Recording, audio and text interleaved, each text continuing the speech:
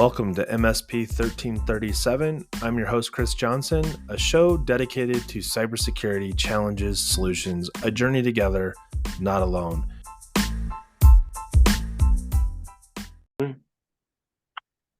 Welcome, everybody, to another episode of MSP 1337. I'm joined this week by Matt Lang of SVAM. Is that? SVAM, yes, is how we say it. I'm new to the org. SVAM, SVAM International. We are a international company. We do IT staffing. We do RPA, robotic process automation, and that's our bread and butter. So you're like a mid-market managed services provider, upstream from where most MSPs probably sit. Yes, absolutely. We're in that space. We live in government, but I am I have owned my own one man MSP, and I am that usually means it owns you. If it's a one man, it absolutely owned me, and therefore I sold it on to and worked inside of a 25 person MSP for 10 to 12 So you years. were saying SVAM a lot until you sold. It's funny because I think we all were, right? Because right. if you say it a little funny, it comes out as spam. And I think we've all been saying that and trying to figure out whether to dismiss spam email or really take it seriously. Like, is spam email an incident? I don't know. So could be. Depends on who opened it. Yeah, exactly. And so, you get into all of that conversation. But yeah, mid-market MSP that I'm very pleased to be at, but a lot of history inside, one man shop and kind of what I would say is that the majority of our market where that kind of 25 person, they serve that 100 to 300 or sub market of company there. So that's where I've lived and breathed most of my life. So as an overqualified for the show, obviously, with all your commas at the end of your name. No, I'm kidding. But I think it's important. I want to have the audience hear some of your origin story, largely because you said the one man MSP. We lovingly call them trunk slammers, and I always would joke and say, hey, just because one is a trunk slammer doesn't mean it's not the most expensive vehicle one can buy at $250,000. That No, I think if there's one thing that summarizes me, it's make IT matter, right? I think you and I talked about it in person. It's make it matter, because that person doing that job should be earning just as much as the person who's doing it at a Fortune 500. Absolutely, right. And so it should, and your ability to impact change in some respects might be easier as a trunk slammer than as someone who's a part of a 25 or 50 person MSP, where just because you found something doesn't mean you can get buy-in to address and solve for something upstream from where you sit on the proverbial totem pole. I see you've been doing this a while, Chris. I'll just a couple days. This is not my first rodeo, but maybe my first time on a horse. Yep. So talk me through it, like, and obviously it doesn't end, but going through and achieving the CISSP or CISSP is is no small feat. Like, I think it for those listening, like, hey, I'm not necessarily proposing that you go out and do this, but at the very least, I think anybody who's in managed services that's serious about the business side of cybersecurity and being able to have better conversations about it, I encourage you to at least embark on going through some of the training, because it's a huge eye opener.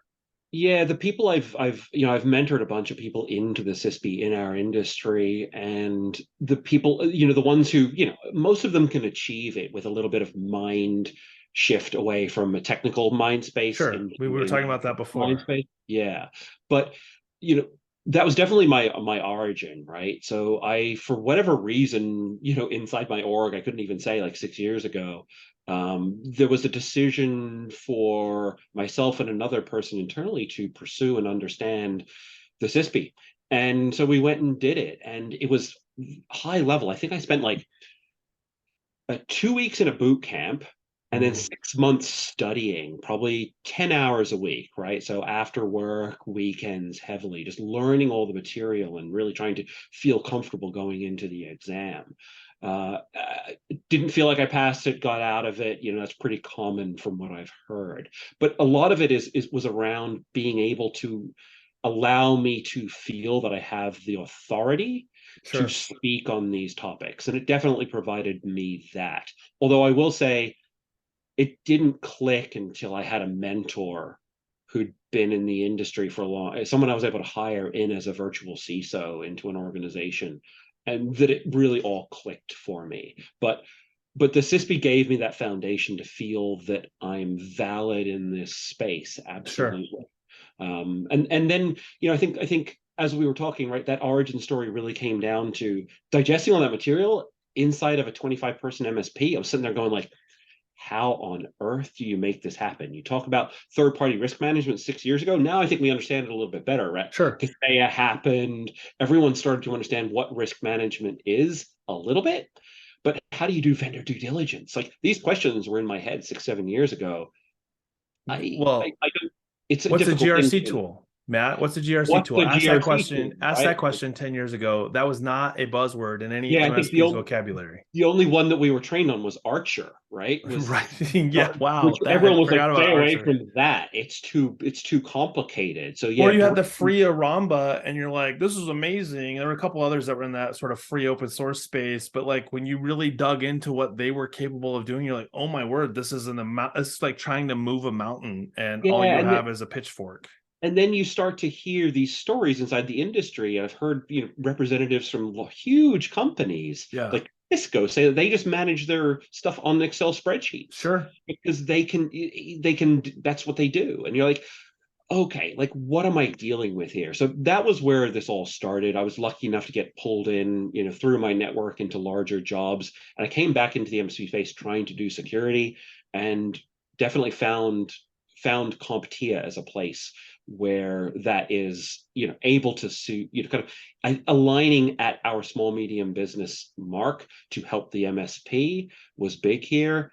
And thus started my journey, and just kind of like, I don't know, I think I've seen others in our space say it. Just I stopped caring about the feedback a little bit more and started Sure. putting myself out there to just say what I think is right, and it seems to have panned out. Do you feel like your ability to, as having gone through and achieving what you did from a certification standpoint, did it give you a mind shift from a culture, like not necessarily that you have a dictation of culture for an entity, but recognizing what the shift or change needs to be in the organization to be able to impact that change of a different mindset? Yeah, they talk a lot about this inside the CISSP, and it's hard to extrapolate it. It's one of those things I think I've heard later as I've mentored people, but Sure. it's policy, plan, process. Sure. It's kind of like we do that, like, people, process, technology in that order, I always say, right? It's become a common phrase in our industry. But understanding that you have to govern from the top down is a big part of the CISSP. And so making sure that you've got buy-in at the top, Yeah. and you're writing your policies, that then you don't just write a policy, right? You have to train that policy, you have to govern, you have to edit that policy, you have to Yeah. be comfortable talking about it, and you have to make sure the organization follows it. So that mindset took a little bit to embed what I thought was valuable inside the SMB space, inside of a Mhm. small company, right? Because it can feel lofty and lost. I think NIST gets a lot of this bad, this bad kind of idea in small business because it's very lofty stuff. But that one really tapped into it, right? We can talk about micro policies, but having a governance Yeah. policy overall, yeah, it shifted my mindset. It allowed me to say, like, no, this is right. But as I said, I relied on mentors a lot. I don't think it was just a certification. I Yeah. know it wasn't just a certification. Well, you have to, I mean, that's one of the reasons why you can't just decide to go and take the exam and be like, okay, now I have the CISSP certification. You have to apply, and you have to have some other It's things that the go it's along the with it, right? beginning, Right. right? I Like I I think of even though that the there was that toil, it's the beginning. right. I was thinking of like the pyramid idea, and you mentioned the top down, but in my head I'm going, but as you go up to the top, it gets smaller and smaller. I feel like the stage one of that model of the top down idea is actually it's the bottom level of the pyramid where it's got to create a foundation that you can build upon. That Yeah, kind of as you go up, there's lots of things that need to happen, but if your foundation on this isn't built well, that policy process, those kind of things with leadership buy-in, it's very difficult to move anywhere else into that. Yeah, I think the pyramid's probably a bad way to think about it, right? Because I think you're right. It's There is this iceberg, maybe foundation. an iceberg. You get Yeah, zip into. maybe iceberg's a better good way to think about it. Yeah, the pyramid, the shape, but not the pyramid, the object, Right, right? right. Yes, that's fair. So That's fair. so I think it's just the shape in that you don't need much policy up the top. You need more, standards and guidelines and Right. plans that live in the middle. And then you need tons of process to make Yeah. sure it can all execute. So yeah, the process is the foundation, and you shouldn't not build process. Like, I'm not Right. advocating that. But if you don't have policy governing it, there's probably another thing that formed where inside my MSP, there was this big push to write SOPs, right? To Right. write standard operating procedures. Well, that way someone else can follow it. You don't have to be there if you get hit by a bus, right? Yeah. Absolutely. But there was nothing governing what are we trying to align the SOPs with, right? So I kind of, Right. you can have policies are very brief, short, live at the top. And yes, I think they're needed, but like really kind of like the plans will have things that can be executed by an educated individual. The process is going to be stuff that you need done no matter who's touching it. And so that structure definitely comes from CISSP. But again, mentors, training, having the confidence in all of this is why I'm here, right? I want to try to make sure this stuff gets put into the brains of the MSP community so that we can start to think about not just our own businesses, because I think if Yeah. you do this right, it goes into how other businesses can be run properly. Well, and we all know that this is a thought process many MSPs have. Like, how do I create opportunity? How do I, make money from this? Because at the end of the day, if I'm not making, and I know that that's the wrong way to look at this, but the reality is, if you do this well, that will be a byproduct because the opportunity is definitely there. When you realize like these things need to happen within my client's environment, you shouldn't go talk to them about doing those things if you have not yet done them in your own environment. It's just bad business because eventually it will come back and bite you. Yeah, it gave us a lot of, we talk about resiliency and defensibility in our industry a lot, right? So Sure. having this background of having a policy allowed us to kind of go, when a client would have a question, they don't have it implemented. You say, well, your policies don't define that this is needed, thus we're not delivering it to you. It allowed you to start to talk about that gap in a very, kind of like business focused governance manner that Sure. I thought allowed you to kind of really define out what the MSP deliverable was really tightly, and thus upsell, right? So Yeah. ultimately, like if you do this and understand it well, every weakness, whether it's in you or in your clientele, Sure. is an opportunity and can lead to an upsell as long as you frame it. Now, you have to have a base of trust. You have to be Right. trusted in that position, but absolutely, this is where I see this shift in our industry, and that you and I are both so passionate about. Yeah. One thing that comes to mind, I obviously have not put the effort into achieving CISSP, and I don't know that I necessarily could pass, but I've spent a lot of time on the training videos. And one thing that always pops out at me every time I have any conversations around policies or on operational change or process and procedure within, or even buying technologies, is how does this facilitate the triad, the confidentiality, integrity, and availability? And if Availability is always my favorite. Everyone right, always used to throw availability at me like, oh, this thing went down. It's a security problem. I'm like, okay, we got to think about this again. Like, remember it's availability, not accessibility. So it was a I, specific word choice. yes. Um, so the thought process I had around that is, as I go through this vicious cycle that we see MSPs go through, is to remember, when you are trying to solve for, can you maintain all three of those in what you're going to have as the outcome? Because if you can't, what did you miss? And how do you correct course before this becomes a problem for you in the future? And that seems to be, for the most part, when I've had MSPs running into the wall on something, is first take the triad and go, am I breaking any of the and to deliver on? If you are, then something's wrong. You either misunderstood the control, or you misunderstood the implementation that the tool or process or service is violating something in that. Because we have seen over and over again where you get through later into the control set of like CIS 18, you can break something in one of those other controls because you followed it too much to the letter of the control itself rather than the intent behind what it's trying to help you achieve. It's interesting. So yeah, I mean, look, the CIA triad is at the core of all of the certifications, and I applaud you for able to talk about ISC squared and those certifications, because I think it's valuable wherever your knowledge comes from. Sure. But yeah, I like that you're tying that back to a practice, right? I think whenever you have a problem and you can boil it down to that to make it make sense to someone, absolutely. But I think we have this challenge in that there's a large breadth of knowledge inside of cybersecurity. I think it's very misnamed. I think Sure. privacy overlaps in it. I think compliance overlaps in it. I think it's not necessarily always a separate discipline. It can be just good IT practice.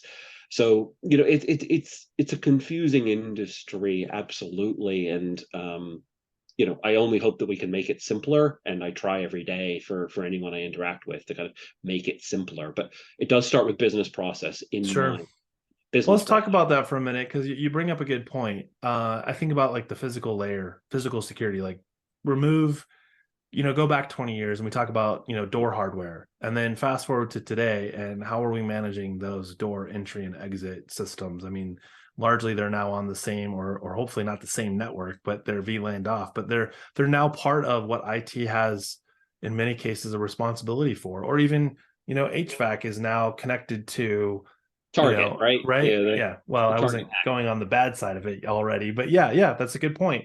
Like we have to almost be willing to embrace things that we aren't necessarily good at, whether it's phone systems or I don't do printers, but like we hear it all the time. But yeah, it's talk to tough. me about navigating that because I think that's a big roadblock for MSPs. I think we've got another podcast in the brewing about imposter syndrome. But yeah, you have to tackle things that maybe you're not comfortable with. This is the big problem in our space. Sure. I think there's It's assumptions. converging. Yeah, there's assumptions that we handle things. I mean, every MSP knows that, right? Like Right.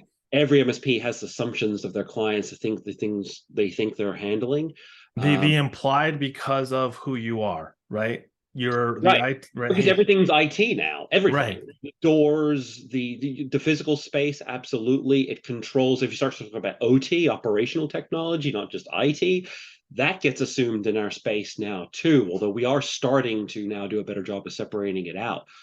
You know, I'm a big fan of mentor and peer groups. Obviously you are too. I think those are great places to throw these questions out. I'd say at its core, and it's a core at a lot of problems, is getting rid of your fear of feeling stupid by asking questions. I think that's a lot. When I do my mentoring of young people trying to get in this industry, it's ask questions. Don't think it's stupid. Yeah. Um, Wayne I, says this a lot. There's no stupid questions. It might be yeah, a silly question, but silly questions still have answers too.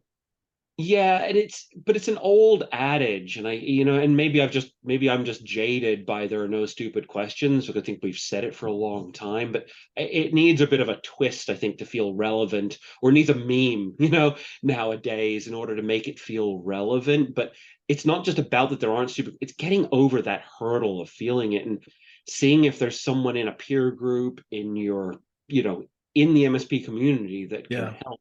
Because without that, I don't know that we can, we talk about raising the tide, and that's why we're both here. And I think Right. that's part of it. But that's a large challenge because if you think you know this, you might not. And that's where we might have a bigger problem. And I think you and I both run into those situations where we see people who think they know what they're doing, Right. run into it, you go take over, you're like, oh boy. But it's all with the best intentions. No I one's had gonna a blame you, but it's a large shift there. I had a high school English teacher who had this sign on his on the back of the classroom that said, "He who asks a foolish question is a fool for 5 minutes. he who does not ask a question is a fool forever.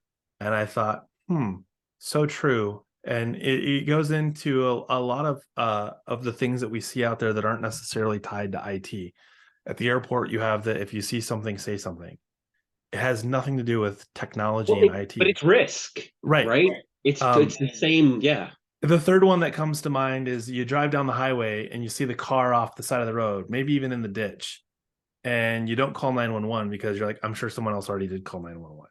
And Yeah. you're like, how many cars have gone by that could have called 911? Because no 911 operator is like, you're the fifth person to call in for the same issue. Please stop calling. We're busy. Right? Yeah, Like, and look how we train our clients, right? I mean, at least in my organizations, you don't want that flood of calls, but you need that flood of calls in order to know something is bigger than what it might, might initially seem as. It's the same reporting structure. So just, it's that's not like asking a merging question, tickets, right? it's Don't reporting. merge Yeah, tickets until you're definitively positive that the 3 or 4 or 8 people that submitted the ticket are all talking about the same thing. Because I don't yeah, know, when I was at the school district, I would get this all the time. The internet's not working. Oh, you're saying that your SIS application isn't responding. You're actually one of 3 people that have this problem in your building of 200, and everybody yeah. else is just fine. But I might fault you there in your response being a little attitudey, right? Because I think Oh, that no, no, no, no. My attitude response here is articulating that I should not lump that comment into the internet is down because 3 or 4 people might submit okay, that. yeah, I yeah, yeah, need yeah. I need to do due diligence and ensure that in fact the Right. ticket that was opened is genuinely because the fiber was cut, not I have an application that's not working. Because if I were to have merged those tickets together and they are all for different problems because of the symptom being that the internet is not present, I have failed everybody that has opened a Yeah, ticket and possibly created an additional problem. you're making me think of something interesting, right? Where I think there was a Everything you think of is interesting, Matt. well, okay. So there's this challenge I had when I came back to really focus and execute on security inside of an MSP, which was MSPs don't want tickets coming in, but if you don't have, because they don't want that ratio looking bad, they don't want that metric looking bad, they don't want Right. that time spent. But if you don't look at tickets coming in or you don't have lots of information to analyze, you kind of can't do security well. It's almost like those are user reported logs of what's happening that need to be Nice. That analyzed. is a very interesting way to look at it. And so like this was this dichotomy that I was dealing with around how do I have a help desk that takes in information? How do I make sure they alert me to what potentially could be going on, whether or not it's an incident, cybersecurity incident, whether it could be something bigger? It's a challenge we all face. But if your game inside of an MSP is to not fix the problem, but to Sure. close tickets, you're going to be in for a rough time with security. So that's part of that culture shift that I think is And really to add to your interesting shift here with the human audit log, if you will. I yeah. was thinking back to my days when I was with a larger MSP and we were working with like really, really big clients, like thousands of employees. And they asked us to produce some reporting around help desk tickets. They wanted to know, they didn't want to have to ask, they wanted to be able to see a dashboard that showed when there was a spike in uptick in help desk tickets. And they also wanted to see when there's a huge spike in closing of help desk tickets. And at first, we were very hesitant to give them this information because we thought they were like, well, we're just, monitoring your ability to do help desk. No, what they wanted to know is there a pattern emerging that was tied to what was happening with their staff, either doing something wrong, potentially a regional outage of services from ISPs? You listed it could be one of those It can scenarios, be, yeah, like one but of the it's most a way to make a decision, or to help form a decision process or even a triage process around why are we suddenly seeing this pattern emerge. and oh my God, use that information to your advantage as an MSP, because I can't tell you if the I can probably count memorably like 4 or 5 instances where the noisy people who reach out to you and say, my thing not working, my browser won't go to here, I Yeah. can't, where's my mouse? Right. Those people are typically difficult employees, or they're using the computer as a reason for not executing on their job. They're often using an external help desk as, you Sure. know, to kind of like explain why they didn't execute on something. And if you can see that pattern, Yeah. you know your people better. Internal IT teams have this already. External, that's so valuable to bring back to your whatever kind of meeting structure you have You with start your to add the people. caliber of client you're dealing with too in that regards. I Yep. will say this though, that the client that we were working with, what was interesting is usually if we had a steep spike in opening of tickets, it was almost every single time tied to a change in their software development cycle for the product that they were putting in front Mm, of their employees and their clients. So that was where we, as this evolved over time and they became more communicative to our team, it was this had never had anything to do with us. It was they were trying to separate for themselves what was stuff that needed to be solved by actual IT support on help desk side versus what needed to be solved for on their internal dev team side because of something that they introduced into the software that was buggy. yeah. And we would have never, like, we had to really open our eyes and our ears to go, wait, is our ego going to get in the way of us producing what they're asking for at the risk of losing them as a client when in fact this had nothing to do with us in the first place? Transparency, right? I think ultimately transparency wins out. It can be, kind of like what you were saying earlier, right? You can feel like the idiot in the beginning, but ultimately you're the idiot if you don't show it. It's the same concept of say something. I think it's transparency. If you facilitate that transparency, it'll circulate and come back to you. I I like think that. why you're working in a nonprofit, right? Because you see that cycle back. It's all about that sharing of information and that full transparency between people. That's what creates a working relationship. They need our expertise as an Yep. MSP, right? They Yep. absolutely need it, and more every day when you start to get into cybersecurity. So you've got to work as a wing of a company. You cannot be this distant thing that's going to hide information. Yeah, it's not a tower It doesn't model. work. So yeah. You're not a vendor. You're a partner. You're a partner.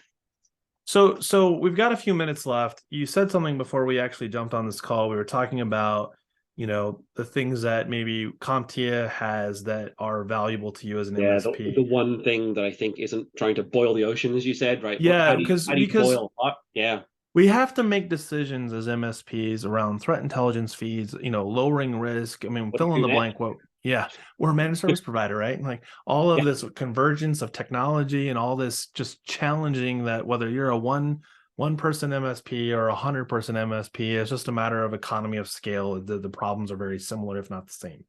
yeah, You mentioned this at the beginning. I think it's super valuable to share with the audience what the ISAO means to you, the yeah. CompTIA ISAO, and why the approach that you've taken, what it means to you. Because I think for our audience, I mean, we have a lot of MSPs on that are CompTIA members, and I think to hear this might help them re-engage or get engaged for the first time with the ISAO. It's the same thing. It's transparency, is information sharing, just to latch it back to what we're, to carry the theme through here, right? The ISAO information, what does it stand for? Information sharing An analysis organization. analysis organization, right? So I was introduced to this through a mentor of mine, came from the financial space, the FS ISAC, right? Yeah, So this was kind of like something that I brought in as a passion. I was like, okay, CompTIA have this. Awesome. Wait, it yeah, only costs $400 a year. Awesome. Let's do this. And it really allowed me to, what I did with it was drive internal education. So this allowed me to make relevance of information that comes from the outside organizations. How do we make this relevant? And I used it to internally educate and make relevant what was going on. I pivoted it into some marketing or sales conversations, right? These are timely things for people who are engaging with clients to be able to speak authoritatively about, that sure. will make you and help you seem as an expert in the space. to engage your clients. It's all about engagement. It's all about making sure you seem knowledgeable and authoritative in this space in order to sell stuff. You don't need to go and sell them a thing. You need to sell them your authority. You need to sell them your abilities. And if this is just one of those things I thought was really salient in the tool chest, in the tools that I used to help with that. Yeah. So just to paraphrase, Please. internally educate, externally market to, or at least Absolutely. authoritatively share with your clientele why you are that authority. Yeah, test on yourself. You've got internal people who don't know this space well. Share it with them and say, what does this mean? And then you go, oh, well, this means this and this and this. Now you're better educated to go talk to your client. That kind of exchange was so valuable to me as I tried to establish a security focus. So that Absolutely. was your pick, and I'll give one to go with it. I didn't really consume anything in the forums, but I found the Sophos Intellix tool to be an amazing resource when clients are like, no, no, just let that through. That's fine. I know it's in quarantine. You can release it. It's totally okay. And I'm like, well, before I release it, I'm going to just go throw this into Intellix and see what it says. And I'm like, over my dead body, or you're firing me. Am I releasing this to you? Here's the report that I got out of Intellix that would happen if we released it. And they're like, oh, dead silence, right? Like they're suddenly like, wait a second, you're not willing to release this, and you know what would actually happen to my organization based on what is in that email. Yes. Would you like to have me, try and capture what else might have been? Oh, wait, there's nothing in here worth me sending to you, because that's what would happen if you actually opened this email. And it's just a completely different approach to, clients always right, because the client's always right until they're not, right? So if I can give them information so they can make a better decision without slapping them in the face, that was how I used it. And like you've described one, I'm describing one. I'm going to make it a point for the next few episodes to highlight different pieces of the ISAO or the cyber forums that are of value to our listeners. Yeah, and get, derive different things from different people because everyone's going to, Absolutely. Talk yeah. to people that are in there, right? The cyber forums is not this closed box that says you can't talk about the challenges that you have. Yeah. The other one I'll share, because this came up with some members. If you're familiar with Flipboard, the last couple years, I started flipping articles into a magazine that I curated called MSP 1337. And I would periodically share articles that I was flipping, just one article at a time. And I'm like, why don't I just share the feed to the people that are consuming stuff I share with them and go, hey, it may not be every day, so it's not going to be news that's blasting you in your face, but as you read curated content, know that I'm populating stuff that I see as valuable into this. And so like the last one that I had that was in there that I thought was beneficial was the actual, how did the 3CX hack actually happen, and how they put the two different attacks together to achieve their end goal. Is that important for everybody? Not necessarily, but it's similar to what we're seeing coming out of the cyber forums. And that's only why I bring it up, is the ISAO brings lots of content like that together for you so that you can make informed decisions without having to go chase or hit, type into the Google search to find answers to your problems. Yep. Matt, one last thing. What would you like to share before we close this out? What would I like to share? If I missed something. No, I don't think. What did we miss, I Chris? mean, This we is covered everything, literally I think we're everything. I think we're done. Look, I have a passion for this space. Yep. I love MSPs. I love technology. I love security, and I'm excited. If anyone wants to connect with me, please find me. But I'm always willing to talk cybersecurity. And I think that our world has a lot. I keep on thinking it's going to get easier. It doesn't. And I hope everyone's up ready for the challenge that faces us ahead. Well, I think to be fair, while it's not getting easier, we can honestly all say that the sophistication of tools we have in our arsenal have improved Absolutely. tenfold. Oh yeah, Yeah. the fact that they've come Central down. management? What? Well, no, yeah, just like the tools coming down have definitely helped, but I don't Right. like to emphasize the tools. No. I think there's still education, hence why we're here. And I think that's what I'm passionate about. So Awesome. I'm always open to have that conversation with you or anyone else in the space. Well, for those of you listening, this has been an episode of MSP 1337. Thanks and have a great week.